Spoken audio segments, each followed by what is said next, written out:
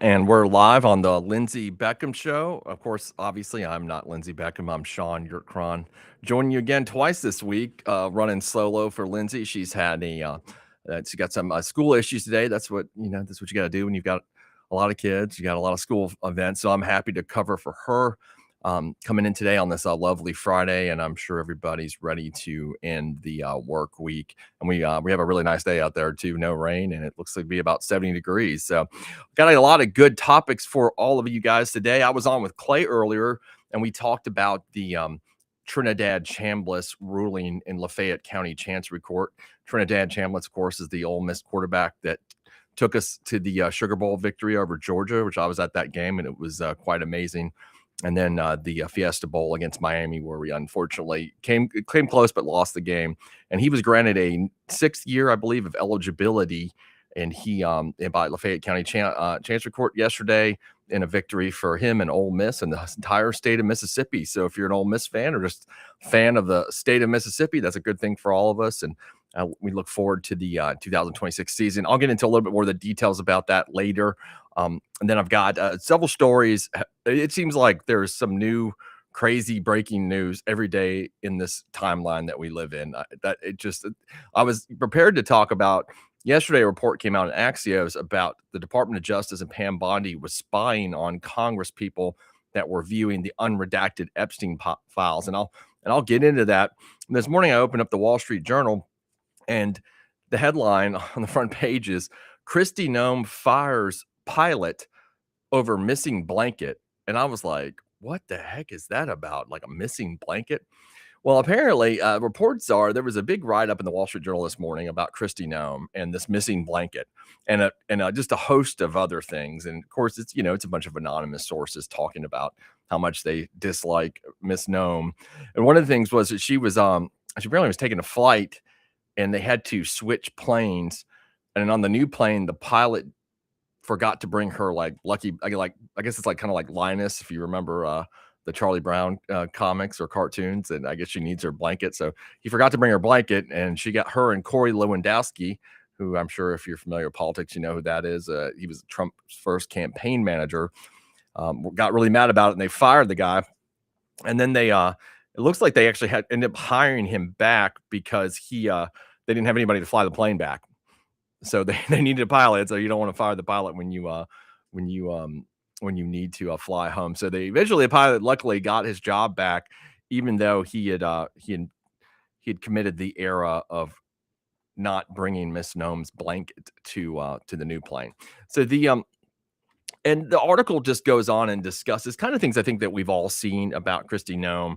She likes to, if you're familiar with the Comic-Con world, cosplay. She's either in a military uniform or a firefighter uniform, or she does these big commercial productions. It's essentially just self-promotion stuff on the taxpayer's dime, and a lot of people in the Trump administration are really mad about it because they believe that her and Lewandowski are using taxpayer money to promote herself and her public image, but this is not really doing the functions of DHS. And her argument with the commercials is that it was that those commercials assist in aiding the immigration enforcement objectives of the administration. That seems to me a very questionable thing. If you've seen these ads, they're for one thing, they're in English. There's no Spanish subtitles or anything. So I don't know if you're a Mexican illegal and speak Spanish. I don't know how you'd understand what's going on in the commercial. And that's like what 70 to 80% of the illegal crossings or illegal immigrants here. So it's her riding around on a horse with a cowboy hat on, and just a promotion of herself. The article goes in, it's a pretty long one. It goes in further. It talks about how her and Lewandowski also wanted a firearm and a badge, but nobody at DHS would give it to them because they had to undergo certain kind of qualifications. And I understand that. I was in the Marine Corps as a military police officer, and then when I became an assistant DA later, that was you can carry as an assistant DA, but you actually have to get qualified. And I used to get mad about that because I was like, well, I was a military cop. Like, do I have to go get qualified? But you do. That's in the Mississippi Code. You have to get qualified, and you can then carry as an assistant DA. That here, I believe with DHS, the way the regulations work, what I'm reading is that you have to undergo some law enforcement training. Well, Miss Noem and Lewandowski didn't want to do that. They just wanted the badge and they just wanted the gun. And then there was another candidate they had that was going to be in charge of that, wanted them to give them the gun and the badge without doing the training, just like the second person. That and this person denies them too, and then they got rid of that person also. So it's just been a complete internal cluster. I'm not going to finish that word, but y'all know what I mean.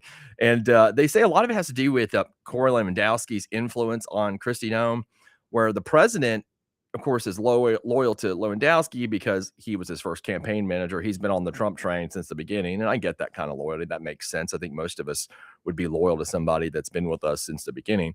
But he also is the president is upset about the rumors of Kristi Noem and Lewandowski's romantic relationship, which seems like that's been going on for quite a while, and he doesn't seem to appreciate that is a deal. And also, while Lewandowski's serving as her chief of staff, but it went into a whole breakdown of all the things at the agency where there's all this infighting between Noem and other people at DHS for who's going to who's jockeying for the most position of power.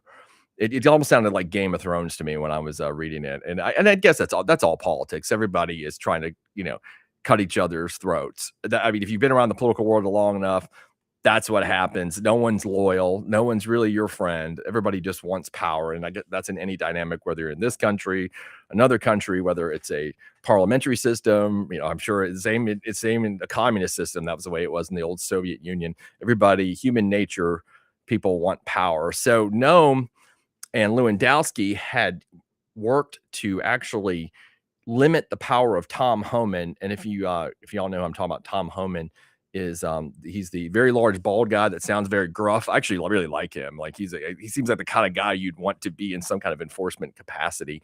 And he's very experienced DHS director. I'm not exactly sure what his title is. I think it's borders are or something to that effect. I mean, he's been in career with DHS and throughout several administrations, even with Barack Obama gave him a medal. And I mean, the guy's done a really good job. He's had some controversy recently, obviously, with that. Apparently, there's allegations that he took some cash before President Trump was elected in anticipation that he would for some contracts on the border. The Department of Justice did not do anything with that. So those are just allegations at this point. But Kristi Noem and Lewandowski hate Tom Homan. And I think a lot of that has to do with Tom Homan knows what he's doing and they don't know what they're doing. And so they had employed this strategy in Minnesota that, as we all seen, came out really pretty terribly for the president. And he was blaming Noem and Lewandowski. And that's why Tom Homan took over, because it's like, okay, the adults need to be in the room. Somebody knows how to run this show.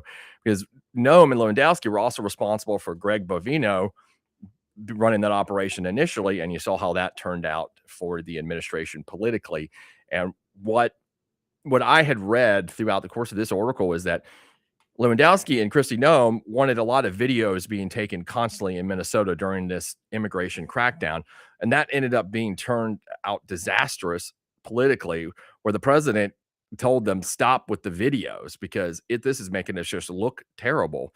And they kept on, then they blamed somebody else below them at DHS for the video problem. And then I think they fired that guy. And so the videos eventually stopped, except for the ones, of course, we saw of Alex Preddy. And at the end, after the Alex Preddy shooting, that was, I think the president had enough and said, okay, well, I'm going to go with Tom Homan. And the issue with Homan and Noem, other than the quest for power between all these parties, is that Homan wanted a targeted strategy of immigration, kind of what the president ran on. It was it was focusing on criminals and people with that had overstayed visas and deporting them. Noem, Stephen Miller, and Lewandowski wanted to go after. They actually called it the Home Depot plan. They wanted to go after just the guy that comes over and cuts your grass and builds you a deck, and I mean, just that those kinds of immigrants that are here, never cause any problems, that are just working hard jobs, whether it be on farms, if they're just construction labor, chicken plant. We all know what I'm talking about here. Well, they wanted to attack that strategy, which is proven to be disastrous politically for the administration, because that's not what people thought about when the president was elected. So he saw that. I think he saw all that culminated with what happened in Minnesota, and that's kind of shifted course to Homan running the show. And I think you're going to probably see a focus back on criminal deportations, which I think 80% of the country agrees with that. I don't know who the 20% that don't agree with that are, but that so I think you're going to see that more now, and that Noem and Lewandowski are more in the background. And I do wonder what the president is going to think about this article today in the Wall Street Journal, where it's talking about exposing her dirty laundry. It looks just like she is out of her depth doing this job. Um, she had no experience in any kind of law enforcement capacity, immigration. Not, she was the governor of South Dakota, and she gets put in this role, and it's just been basically a self promotion exercise for her, and a disastrous political experiment for the administration. So I don't know. I don't think the president is going to fire her, because I think that's kind of his view on this is like, if I fire her, then it looks like I made a bad choice, so I can't do that. Kind of like you're seeing with Pam Bondi, where I think across the aisle everybody agrees her testimony was completely disastrous the other day before Congress. I don't know that she's going to get fired either, even though I can't think of anybody more deserving of being fired at this point, and I'll get to some of that story too. But Noem is just consistently made this again an exercise of self promotion. I don't know if it's going to work out the way she thought it was, because now I think the whole country views her as kind of an idiot, and I don't know that's going to help her run for president or whatever else she wants, senator, whatever ever job she wants in the future. All this stuff looks bad. I mean, you got to think about how petty you have to be to fire somebody over a blanket. Like, I mean, you have to be extremely petty. I heard Hillary Clinton was this petty. Some friends of mine that actually worked closely with the Clintons had said that to me, that she was that kind of petty, where she would complain if the Secret Service agents wouldn't bring in the luggage on time, like for whatever they were traveling. Like, she was that. And I guess with Hillary, you can kind of see that she probably would have been. But you just got to be you're just a bad person if you're going to fire somebody over your blanket, didn't get on the plane. And I don't know that that kind of person needs to be in any position of power that would even worry about something like that. I can't imagine what her personal life is. Maybe Mr. Lewandowski could tell us that, having to deal with somebody who would be that angry about an incident like that.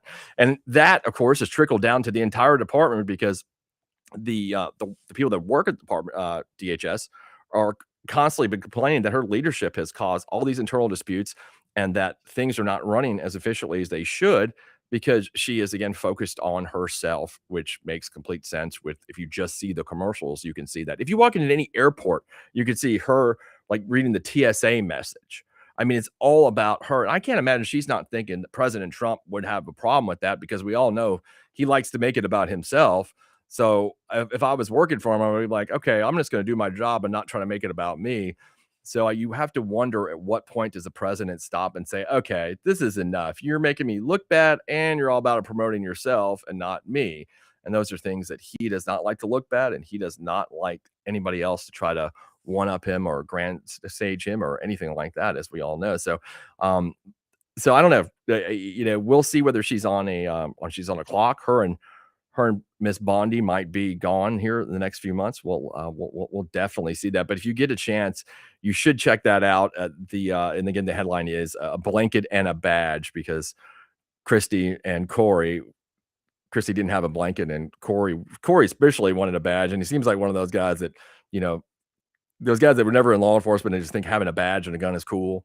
If you know what I'm talking about, because there are a lot of guys like that, and they're the guys that are really into shooting but never joined the military, and they always have an excuse like, oh no, I couldn't join the military because of X, Y, and Z. Anyway, I'll get back to that on the next segment of the Lindsey Beckham Show. Stay tuned. Get back to that on the next segment of the Lindsey Beckham Show. Stay tuned.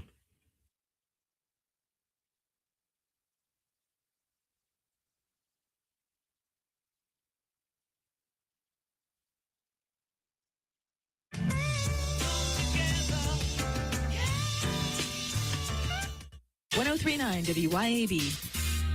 Americans for Prosperity is Mississippi's and the country's leading grassroots organization dedicated to promoting economic freedom and personal liberty. Americans for Prosperity advocates for limited government, free market policies, and empowering individuals. When given freedom and opportunity, Americans are capable of extraordinary things. If you are ready to make a difference in our community and want to get involved, then visit americansforprosperity.org. Be a part of positive change at americansforprosperity.org. Paid for by Americans for Prosperity. Pure Air Consultants offers services on your heating and cooling system. It's time to get your heating system serviced. We offer replacement, service, maintenance agreements. It's important because if you have a gas heating system, it can produce carbon monoxide. So you want to make sure you have your system serviced and cleaned to protect your family. You want to make sure your system is safe to run. You can find us on our website at mypureairconsultants.com, mypureairconsultants.com.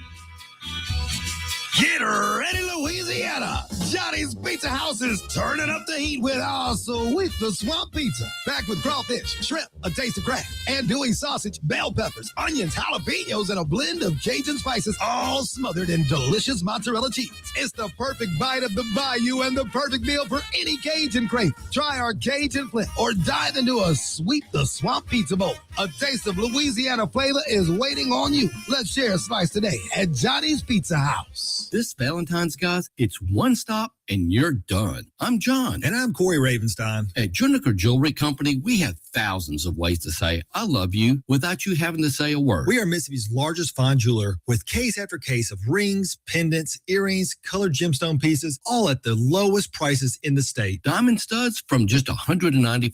Juniker sterling silver pieces start at under $250. And our signature colored gemstone pendants starting at just $275. Diamond pendants for under $995 and diamond tennis bracelets for under $2,000. Maybe it's time for that diamond. Juniker Jewelry Company is Mississippi's direct diamond importer with more loose diamonds and settings than any store in the state. Guys, it's one-stop shopping and you're done. This year, this Valentine's, come to Juniker's. Your one-stop Valentine's store. Juniker Jewelry Company, 1485 Highland Colony Parkway in Madison, and junikerjewelry.com, Mississippi's direct diamond importer. We would like to invite you to visit our retirement community, which is not only beautiful, but affordable as well. I'm Rhonda Brown, director at the Waterford on Highland Colony in Ridgeland. Our enhanced dining services include 3 delicious daily meals served in our beautiful open dining room. In addition, we're pet friendly and we're so excited about our brand new dog park. Call us at the Waterford on Highland Colony in Ridgeland, 601-856-6131.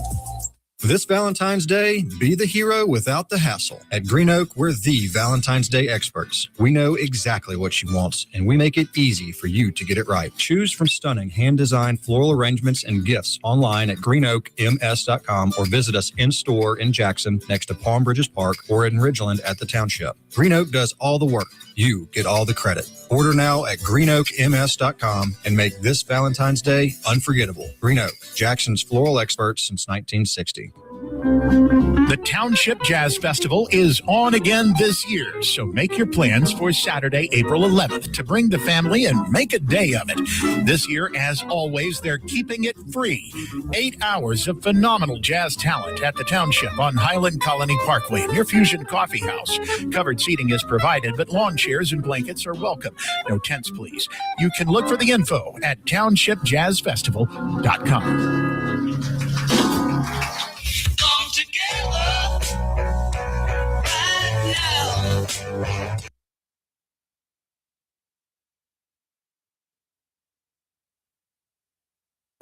And we're back on the Lindsey Beckham Show. I am Sean Yurtkron, filling in for Lindsey while she's going to, I think, a school Valentine's Day parties today. So that is a really important event for kids, I guess. I don't know. Kids seem to have all these events nowadays that we didn't have when we were younger. Though I do remember having the Valentine's Day stuff when I was like in the 1980s as an elementary. You had to give like cards out to each other, which I imagine probably is banned now because like if somebody doesn't get a Valentine's Day card from another student, then they'll like feel bad about themselves. And I mean, it seems like all that stuff from the 80s is probably ancient history at this point. But anyway, so good luck to Lindsey. I hope she's having a lot of fun. And I'm here, and I hope you guys don't want to don't want to kill me yet because this is a conservative station and I obviously am bent to the left, which probably makes you want to throw something at your radio. We were talking about Kristi Noem and firing a pilot for her blanket that was not taken to a new flight.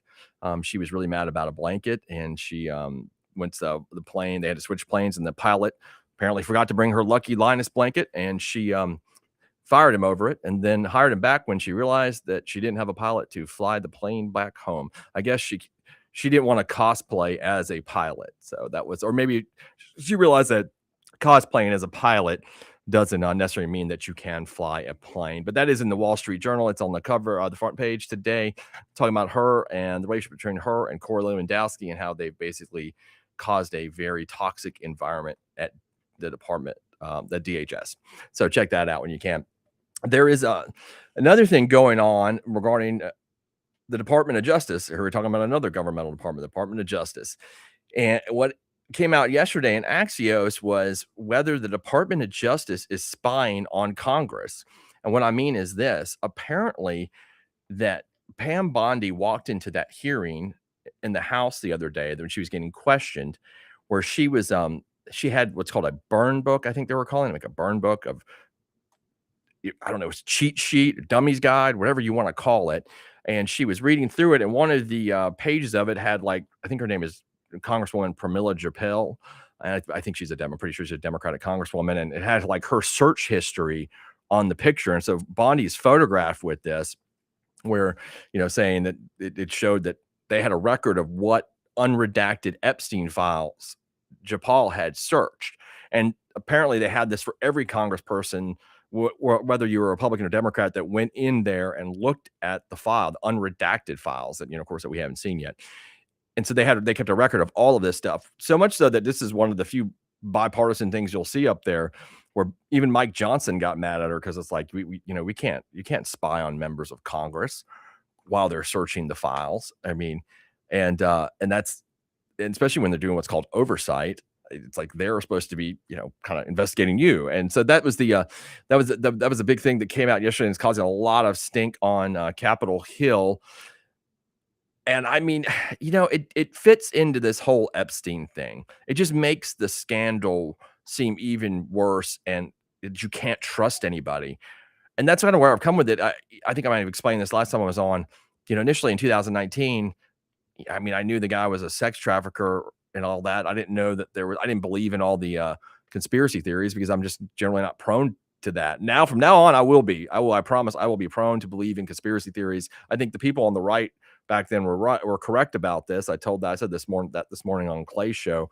The only thing I think most of them kind of put it on Hillary Clinton, which, that's a bit tongue in cheek, but I mean, she may be involved, but it definitely was very, again, another bipartisan thing here. And that's the one thing I've kind of learned from this, that these political lines that we have really mean nothing. It's kind of like just another distraction. It's the elite that are controlling everything, that are making all the money, that are sex trafficking children, and they're all in cahoots together. I think that's what a lot of this whole thing kind of shows us there, that this, I mean, you got Bill Clinton, Donald Trump hanging out, and, they're supposed to be like, what, mortal enemies? I don't know that we see that. I think they're all the most powerful people in the world. And this thing just did not even extend to it extended to the entire world, not just the United States, and it extended to the entire world's elite people there. And there's so many, like I was reading about, obviously there's the English ambassador to the United States, Mandelson. He was just fired. Keith Starmer, who's the prime minister for England, they say he's resigning next week over this Epstein scandal. The prime minister of England. It has gotten so bad, y'all, that King Charles is concerned that the monarchy may be brought down, because, as we all know, the prince formerly known as Andrew, or Andrew formerly known as Prince Andrew, whichever way you want to put that, was involved deeply with Epstein and young girls. And now it came out in the new dumps that he was giving up British secrets to Epstein, probably for more access to young girls. So the monarchy now is under fire because of that, because the monarchy obviously is a symbolic traditionalist thing in England, and it's funded by the taxpayers, and there's also royal property that funds it. But the taxpayers are like, the English citizens are like, wait a second, you guys are a bunch of sex traffickers that are giving up our state secrets. Like, what's up with that? So I mean, heads are rolling. If you ever go look at the BBC, they're taking it more serious than we are here. They're tearing folks up there. I mean, you're going to see the dismantling of the whole government there shortly. And I think for King Charles and Windsor's sake, they better keep praying, because the monarchy might get just taken down in smithereens because of this, because that's how mad the people are over there about that. So this thing, I mean, and then it went to, you got businessmen from Dubai. You've got the lady, a lawyer from Goldman Sachs who worked for Obama. She got taken down today. She resigned today. I was reading also, Mick Jagger is another one that's possibly involved. Mick Jagger, Rolling Stones, he's involved in this, possibly. I mean, where does this end? Like, it was just a gigantic sex trafficking ring of super rich people. And I said this last show, and I said a little bit this morning, and they're all laughing at us because they send us all these distractions that we're supposed to, we're the peasants, basically. I mean, we're the peasants. That's what they think. We're the peasants, and we act like it because of the things that we get distracted by. And this is not a partisan thing that I'm saying here. This is like on the right and the left. I'll give you an example. Bad Bunny. That caused, and now today's Friday, and barely anybody probably remembers why they were so upset. But you got the whole public, half the public focused on how much they hate him, and the other half is fighting against hating him. And they're all focused on who's going to perform at the freaking halftime show at the Super Bowl. And then you got, on the left, you got them making complaints about, a hot girl wearing jeans and like an American Eagle commercial, that Sydney Sweeney thing. Or that Jason Aldean is racist because he did a country music video in front of a courthouse in the South. And later they said, oh, well, there was like a lynching at the courthouse in the South. Yeah, what courthouse in the South wasn't there probably a lynching at? I'm sure there was. History's rough.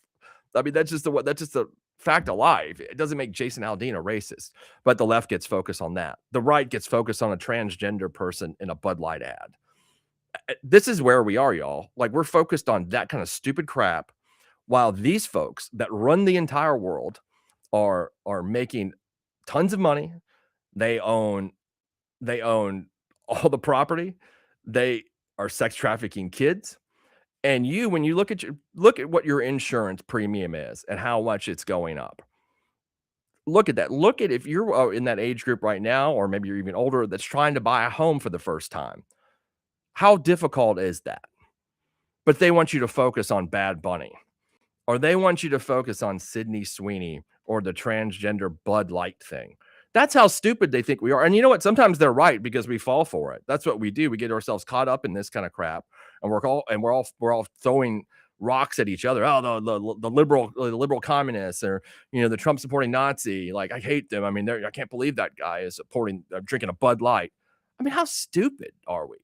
And I think if this scandal doesn't show you that, nothing will. Like, this should take the wool off your eyes right now, because this is what they're doing. They're all in cahoots together, and they're running the entire world and making tons of money off of your back, and you can't even go get affordable health insurance. I was reading about James Vanderbeek, who was on Dawson's Creek, and a movie I love, and a lot of guys my age love, I'm sure, Varsity Blues. Had colon cancer, died of colon cancer, 48 years old, very young. That's happening more and more. That's another issue, our food supply. Why is this happening so much now?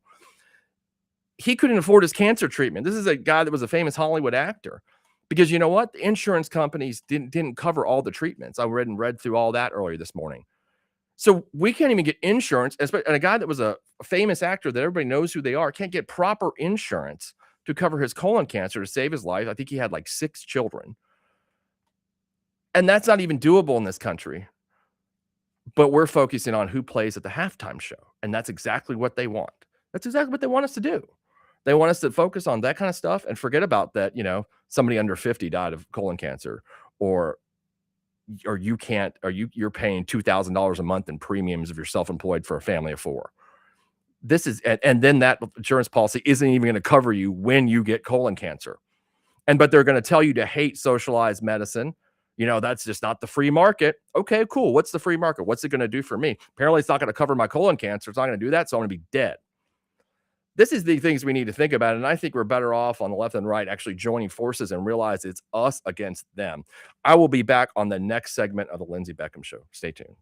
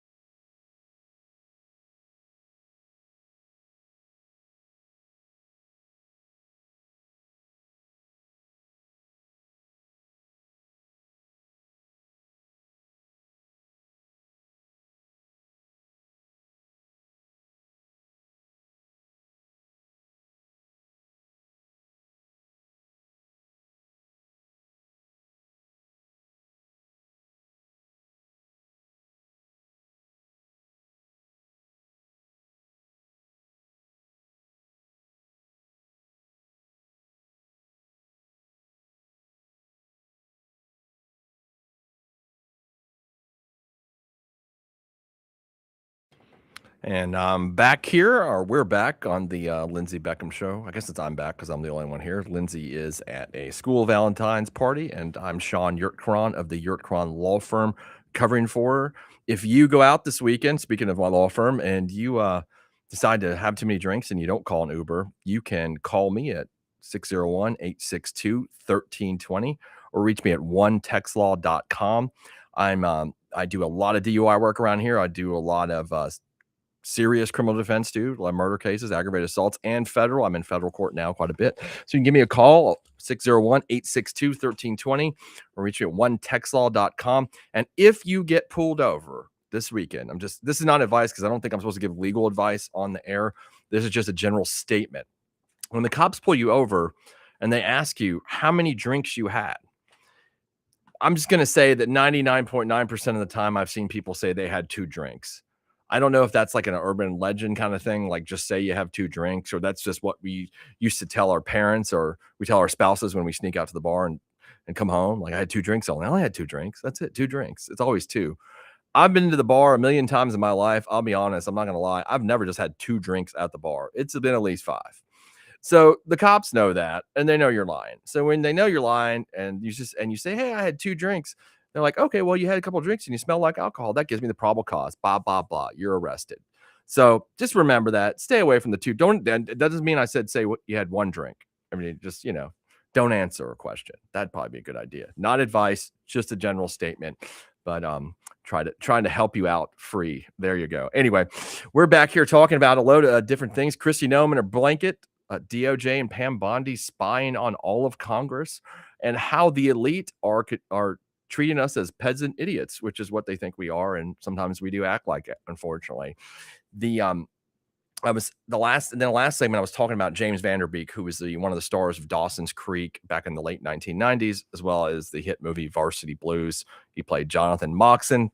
The Mox, you guys, I know you guys are in your 40s. You know exactly what I'm talking about. Clay bought a signed Mox jersey like a few months ago. That's how much we all know we're into that kind of stuff. And that's thinking about that. He texted me a few months ago and told me, man, I bought a signed Mox jersey from James Van Der Beek because he's trying to raise money for his cancer, to pay for his cancer, because his insurance, of course, was not paying for it all.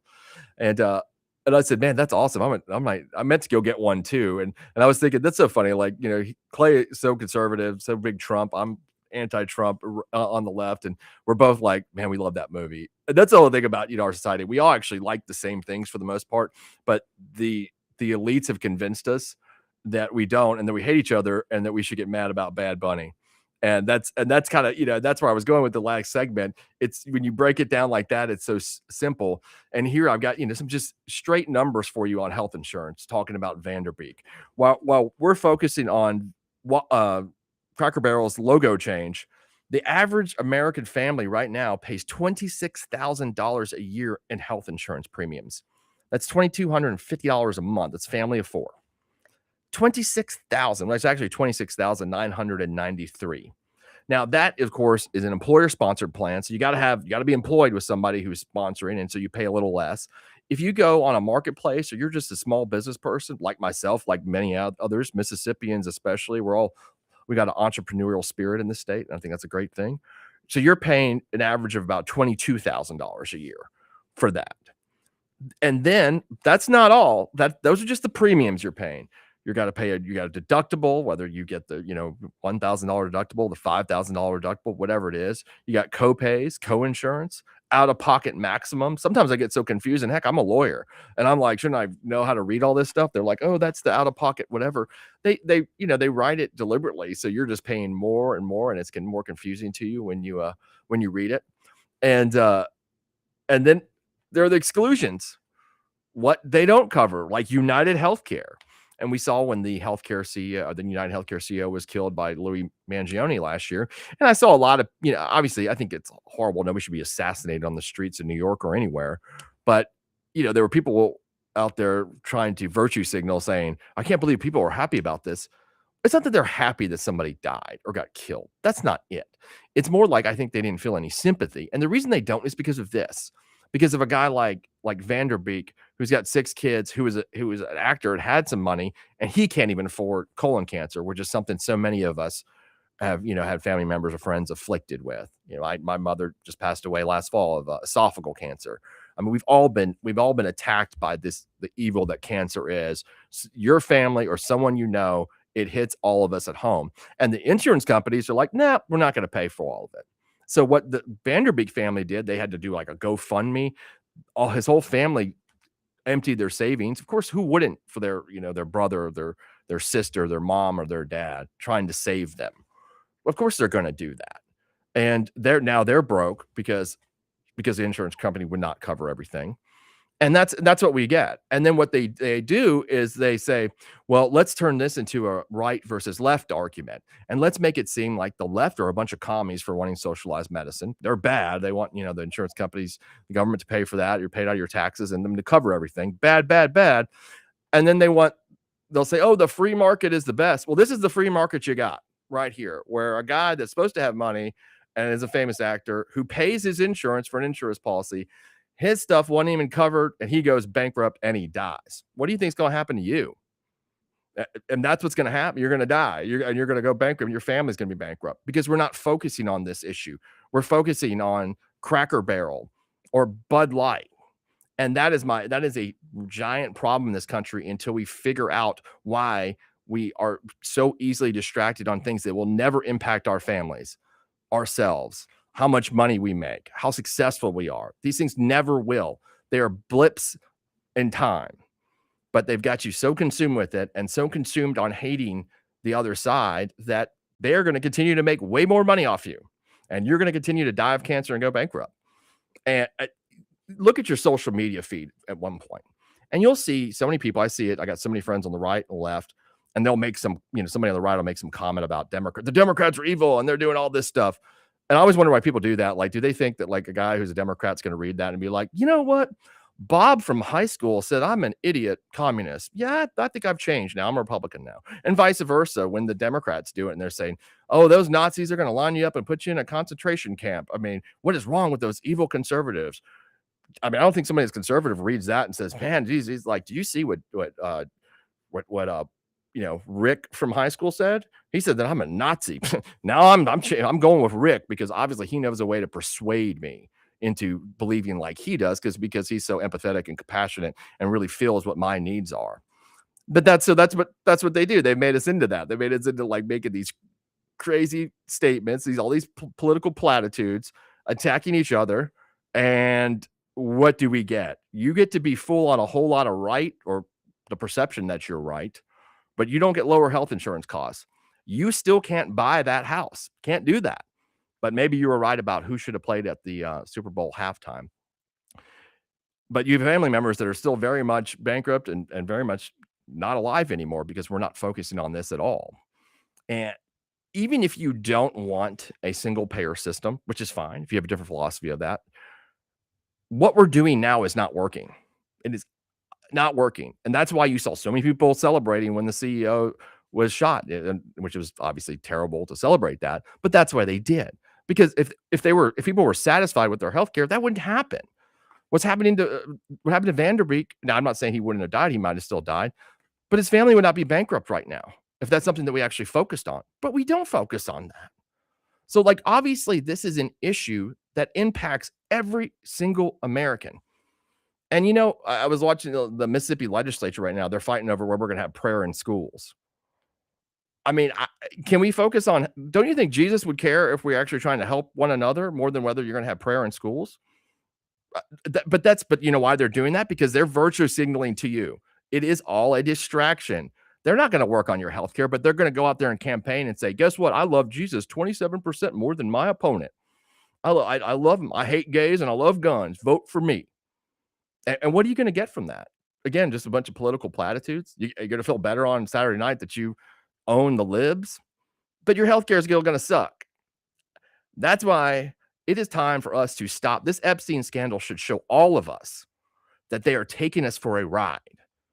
And they're bamboozling the liberals just as much as the conservatives. It's all the same.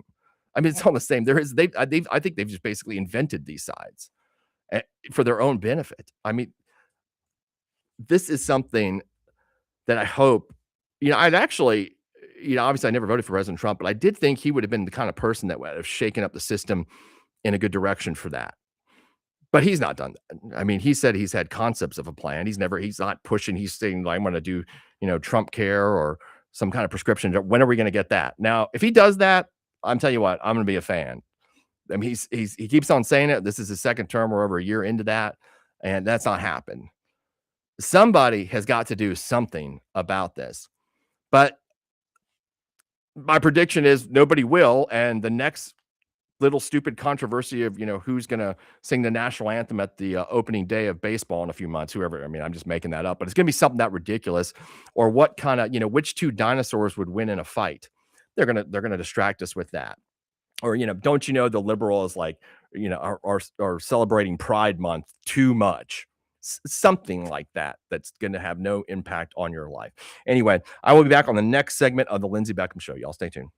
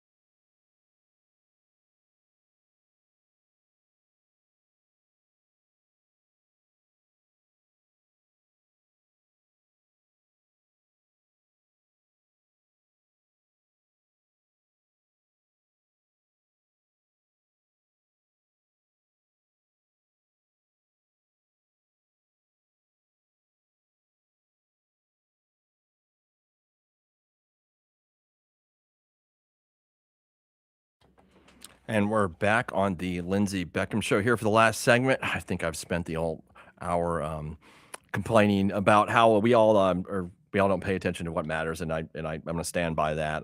Healthcare is just one of many examples that you can use here. I think affordable housing is going to be, or is one of the as a giant issue and a problem that people can't achieve what was once thought of as the American dream anymore. And because of the home prices and how expensive they are, right? And the average age of home ownership is 40 years old. 40 years old. In 1950, it was 30 years old. So we've regressed in the last 76 years in terms of what our affordability of owning a home, which is what pretty much every American dreams of doing, just owning their own home. And we can't even do that anymore.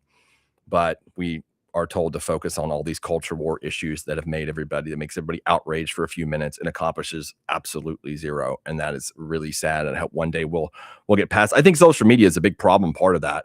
I don't know that it was quite this prolific in the past because you just didn't have the access to the information and the outrage as quickly as you do now. You'd have to pick up the paper or listen to the radio right now. I'm sure people get outraged what I'm saying. And I know they get outraged by the radio strongman who's texting me right now, thinking the insurance system is fine. I'll remember that, Kim, next time you're in the hospital, but I will send you flowers. I think I did last time you were, actually. I think I did. So I just wish that we could all come together for one thing and realize that the politicians are using political platitudes and making a joke of us.